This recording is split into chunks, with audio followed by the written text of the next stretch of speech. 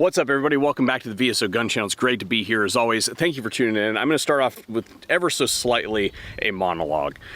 You and I have a community. It's a little bit different than a lot of people that do this sort of thing in that I'm not the leader of that community. I'm just another member that has presentation powers. What I mean by that is you guys often teach me more than I teach you. So I have a question for you today, and a little bit of a setup.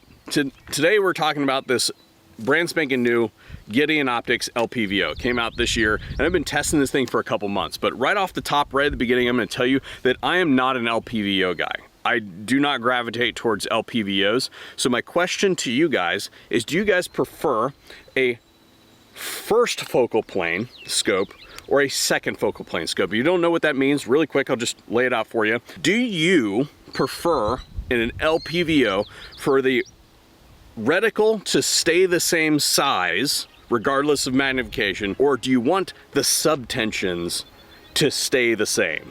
I need your guys' help with this question because I don't think in this circle right here. And that said, cue the cool video.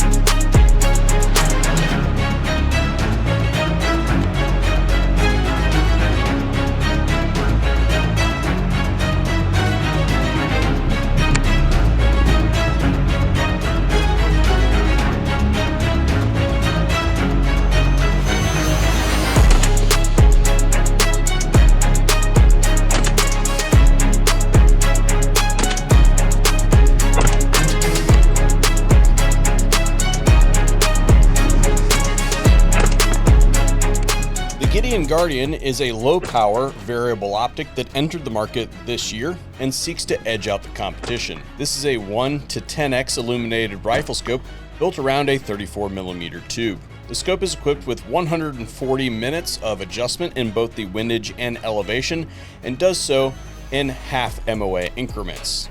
The open turrets are actuated by pulling up, rotating to the desired adjustment, and pressing them back down into the lock position. The dial can be zeroed out by removing the retaining screw, drifting the dial, and fastening it down to the new zero. The optic has 11 brightness settings that create varying degrees of contrast. It is offered in both red and green variants and is powered by a single 2032 battery. The reticle is a chevron style with a ballistic drop compensation tree that doubles as a ranging reticle out to 300 yards. The positive cantilever mount seems to be sturdily built and locks down with the turn of a few screws. I only mention this to show that Gideon properly thread locks the screws directly from the factory, which is the kind of attention to detail we have come to expect from Gideon Optics.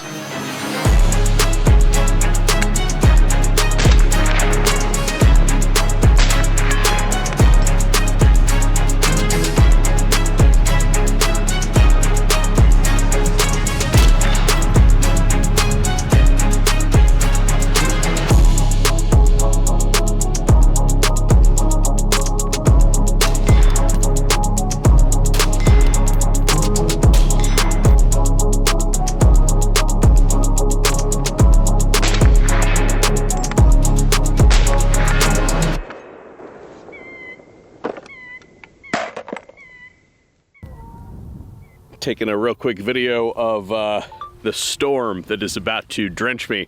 So we're gonna try and get through this here pretty quick.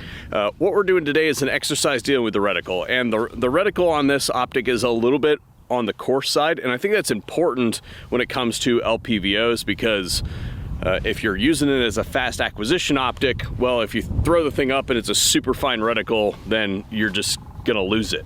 So I think it's important that we have some coarseness in the reticle. What we've got is a 10-inch gong down there at 250 yards, and we're just gonna start at max mag, and I'm gonna slowly dial that back down to see when it becomes uncomfortable to hit that target. Using the Mission First new translucent magazines, shooting an MI-15F, and we're using the Mission First Acro bag as a rest. No rear bag on this. And we are on 10x.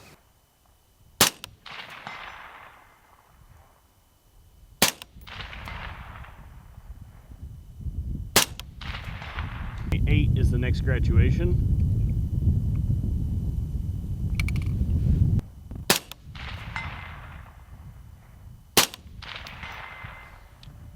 All right, going down to 6.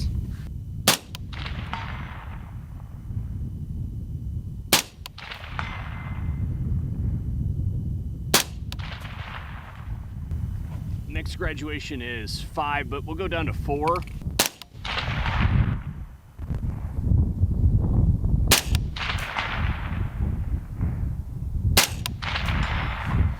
All right, let's go down to 2.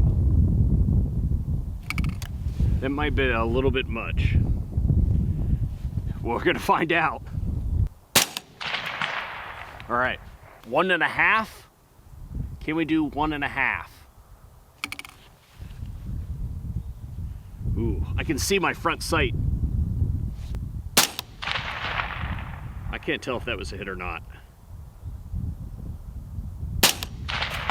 That was. I can't tell if that was a hit. That was.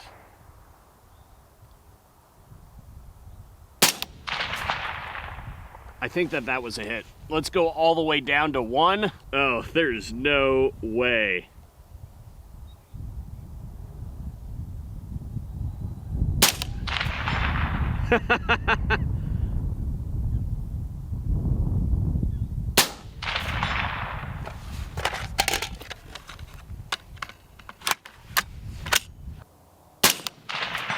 Got it.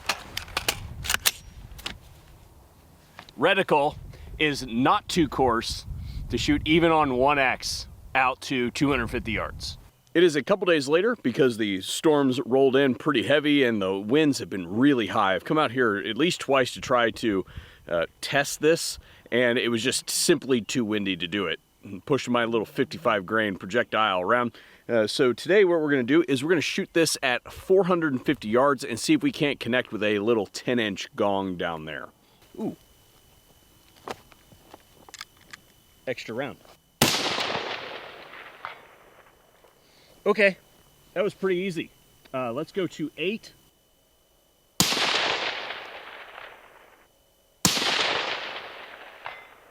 Eight X is doable. Going down to 6.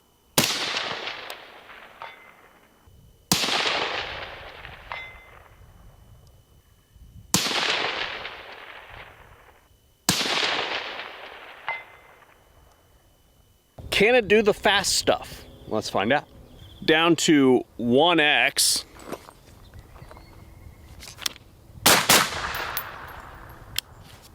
Let's turn the illumination on.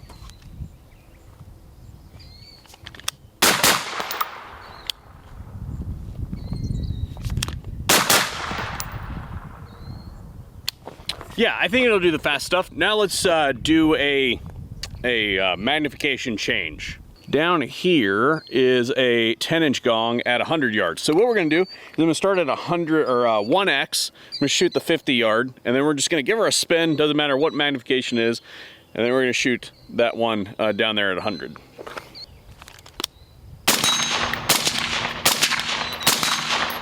Targets move. Go ahead and give it a good spin. And we are out of ammunition. Hit it.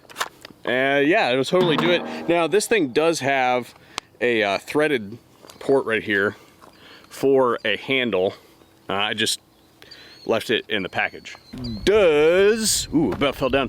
Does it track? I'm gonna run this down there, staple it up, and find out. Right into the center.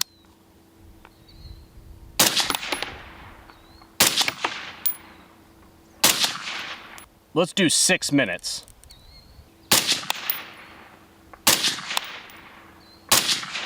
Back to 0.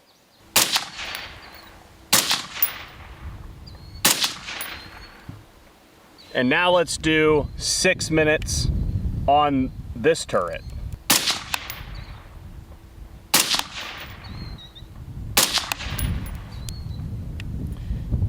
And back to 0.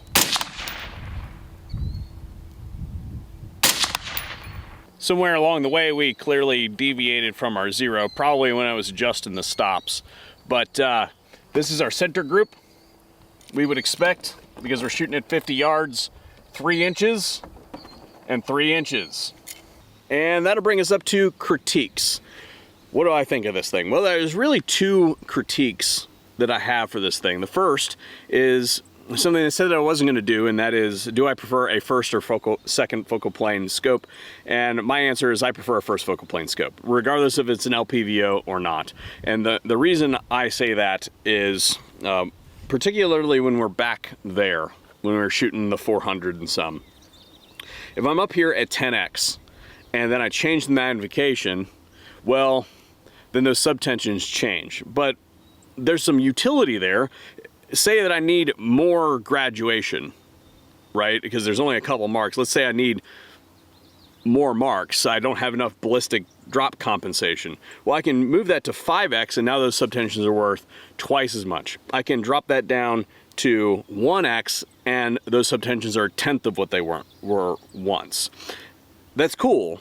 However, if I were to like find myself randomly on 8 power, and we got bumped or, you know, whatever, well, now the whole system's completely off. And I think that if you're not policing that well, and or you don't shoot a whole bunch, that can be a little bit tricky to work with. Now, as you guys saw, we were totally able to do that. It wasn't really that big of a problem, but again, I'm out here most days of the week.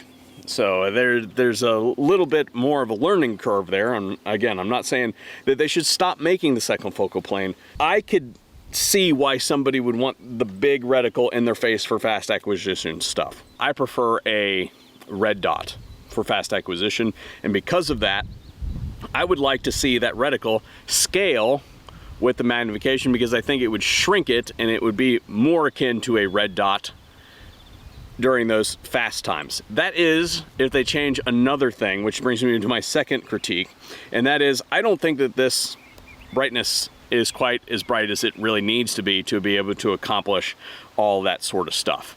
I would like to see it like roughly twice as bright, because today it's fine. It's not super bright outside. It's like partially cloudy, a little bit overcast depending on what the cloud cover's doing.